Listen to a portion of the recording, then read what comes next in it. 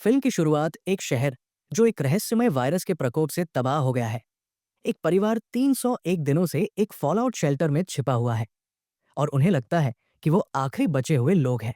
रे और क्लेयर हमेशा अपनी बेटी जोई को याद दिलाते हैं कि कभी भी शोर न मचाए, कभी भी नियंत्रण न खोए और शेल्टर से बाहर न जाए, क्योंकि ब्रीदर्स नामक जीव उसे मार सकते हैं।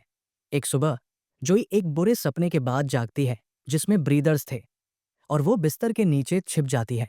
जब क्लेयर उसे देखने जाती है तो जोई कहती है कि उसकी बात करने वाली गुड़िया डर गई है। इसलिए क्लेयर उसे शांत करने के लिए रे के पास ले जाती है। वे शेल्टर के अंदर चलते हैं, पर छायाएं जोई को नर्वस कर देती है।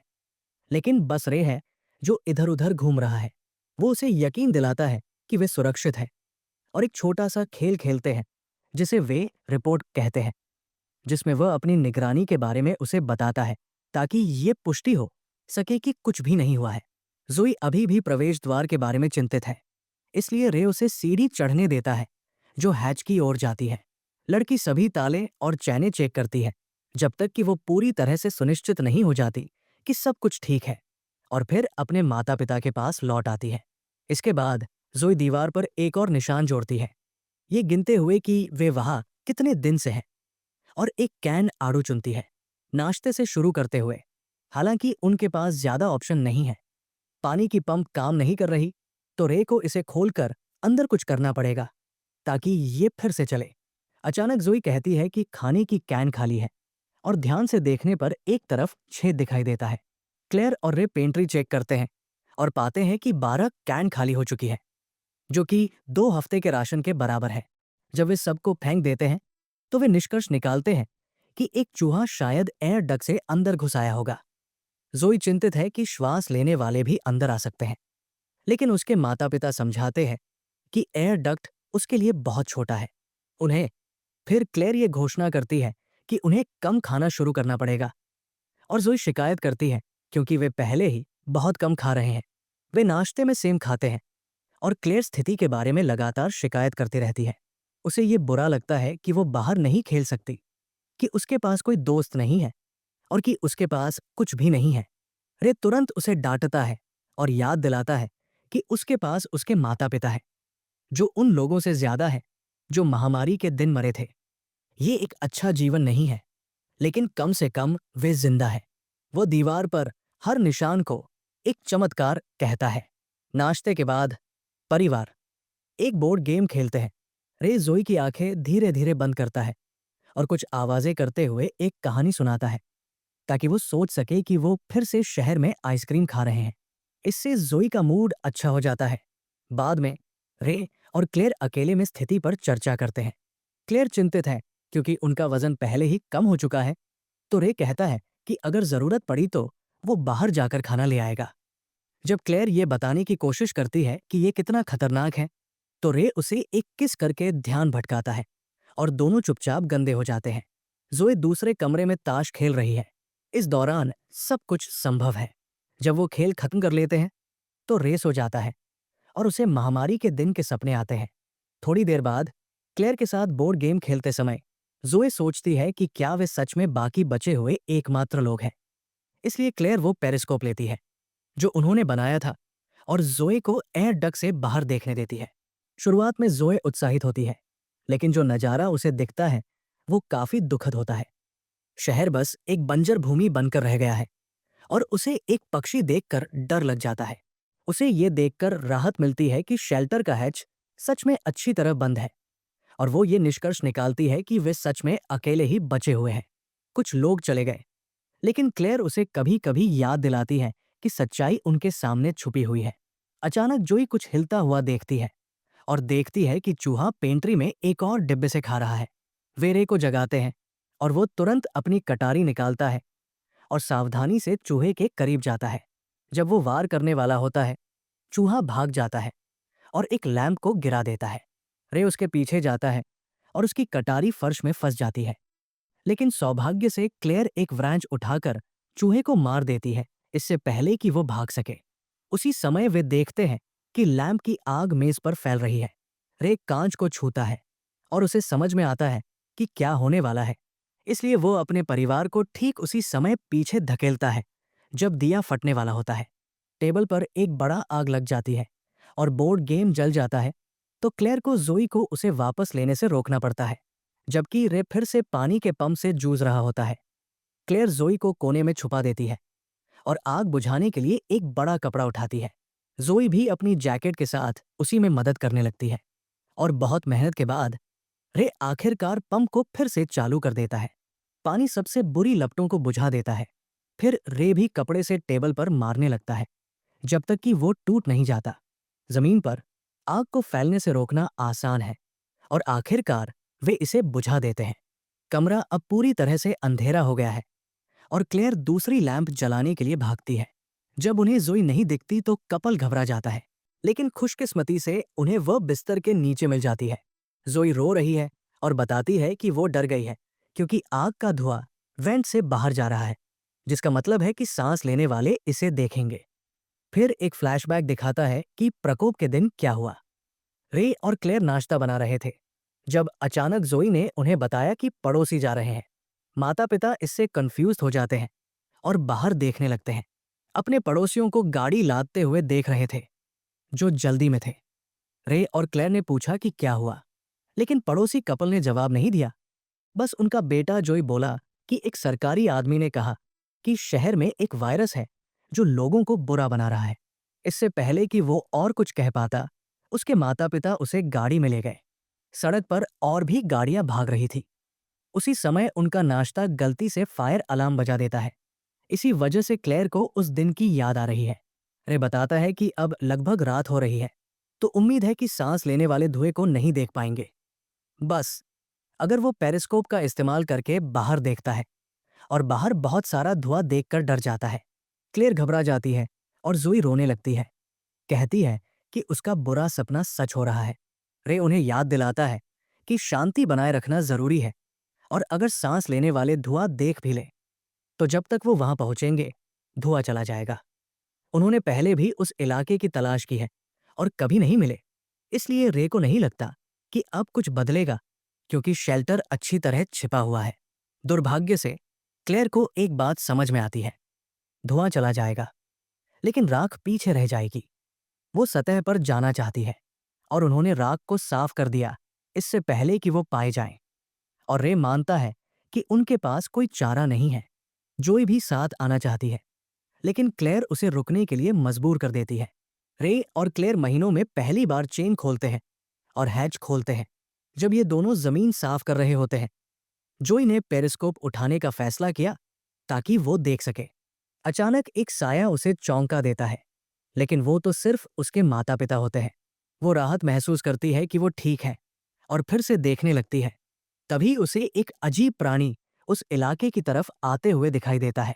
डर के मारे जोई चिल्लाने लगती है अपने माता पिता को चेतावनी देने के लिए, लेकिन वे उसे सुन नहीं पाते। एक हताश जोई सीढ़ी की तरफ दौड़ पड़ती है।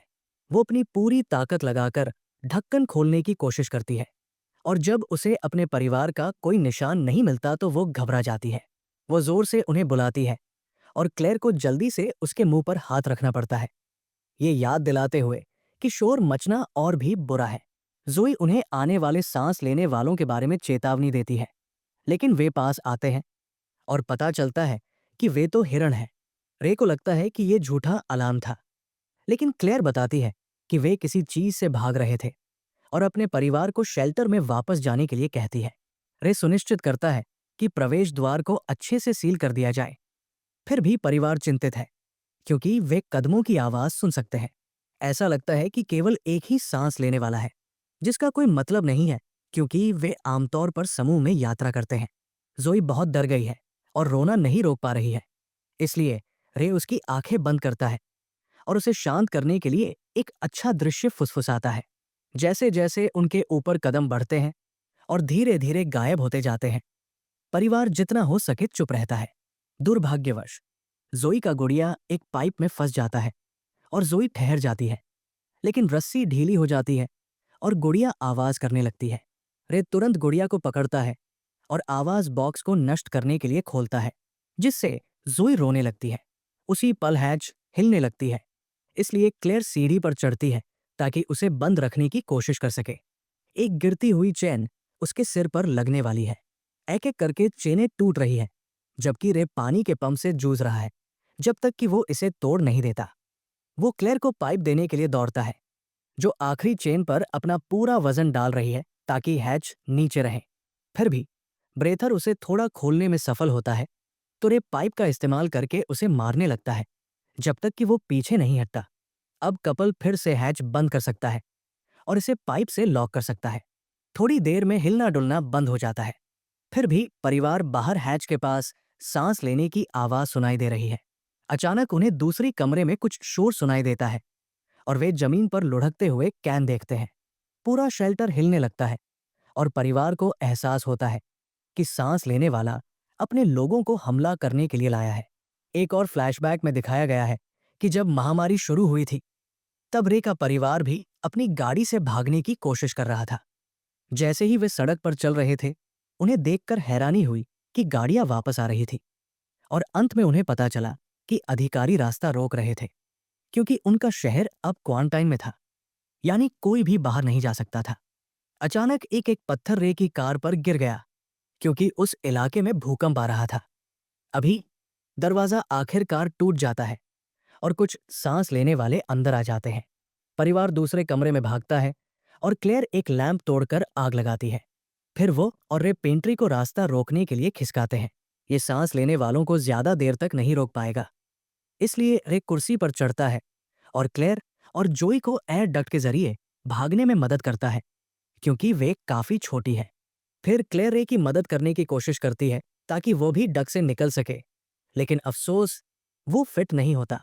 भागने के डेस्परेशन में रे क्लेयर को अपना कलाई पकड़ने देता है और उसकी कंधा डिसलोकेट हो जाता है। अब क्लेयर उसे डक से खींच सकती है।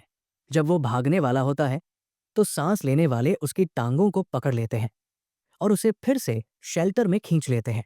रे उन्हें सामना करने से नहीं डरता और एक लड़ाई शुरू हो जाती है। अंधेरे में ज्यादा कुछ नहीं दिखता, लेकिन क्लेयर और जोई चिल्लाती है जब उन्हें खून का छिंटा दिखता है और वे मान लेती हैं कि रे मर गया है। जोई कुछ करना चाहती है और बवाल मचाती है, इसलिए क्लेयर को उसके दुख को सहारा देना पड़ता है। उस पल वे कुछ परछाइयां आती हुई देखती है और दोनों जितनी तेजी से हो सके भागने लगती हैं। वे जंगल को पार करते हैं और कई बार गिरते हैं जब तक कि वे सड़क पर पहुंचो जहां उस दिन की सारी कारें छोड़ी गई हैं। जब उन्हें पता चलता है कि शहर के चारों ओर सुरक्षा कैमरों वाली एक दीवार बना दी गई है, एक हेलीकॉप्टर आसमान में आता है और अपनी खोजी रोशनी से उन्हें ढूंढ लेता है।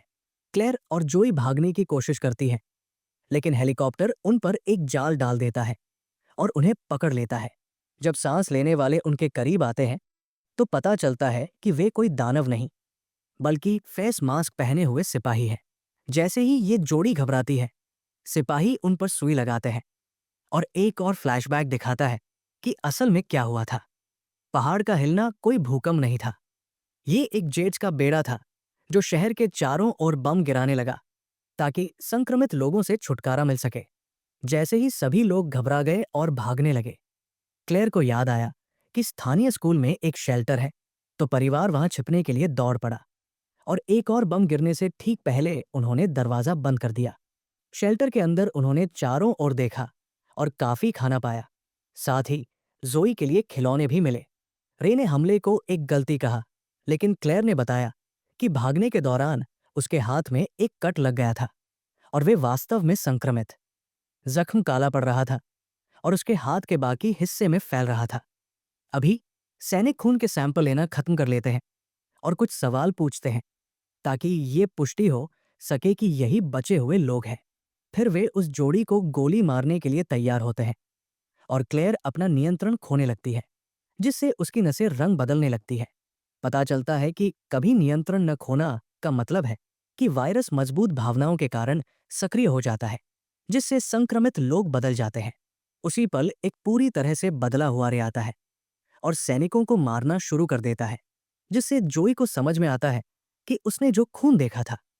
शेल्टर में उसकी पापा भी एक हत्या के दौरे पर थे। रे कई सैनिकों को मार देता है, लेकिन उनकी संख्या बहुत ज्यादा होती है और वो उसे गोली मारकर गिरा देते हैं।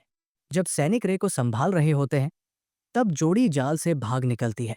जोई एक कार में छिप जाती है, जबकि क्लेयर अपने शरीर को बदलने देती है और सैनिकों को मारना शुरू कर देती है। जैसे रे के साथ हुआ, वो भी कई को मार देती है, लेकिन आखिरी वाला उसकी टांग पर गोली मारकर उसे गिरा देता है। जब वो उसका सिर करने वाला होता है, तब जोई भी बदल जाती है और उसे पीटना शुरू कर देती है इससे पहले कि वो मांस खटाए।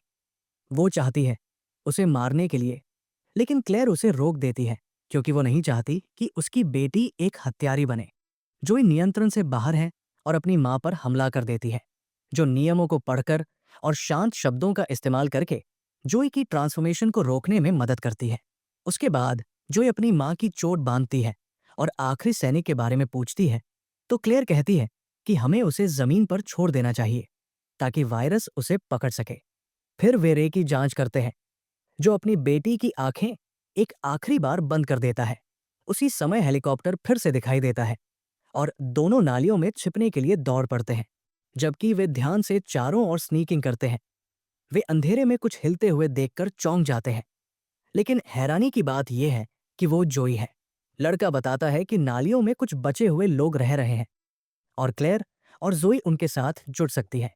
जब वे उनसे मिलने के लिए नीचे उतरते हैं, जोई महीनों में पहली बार धूप देखती है और 302 चमत्कारों की गिनती करती है। यदि आपको ये कहानी पसंद आई हो, तो कृपया इस वीडियो को लाइक करें और हमारे चैनल मूवी मसाला स्टोरी को सब्सक्राइब करना न भूलें।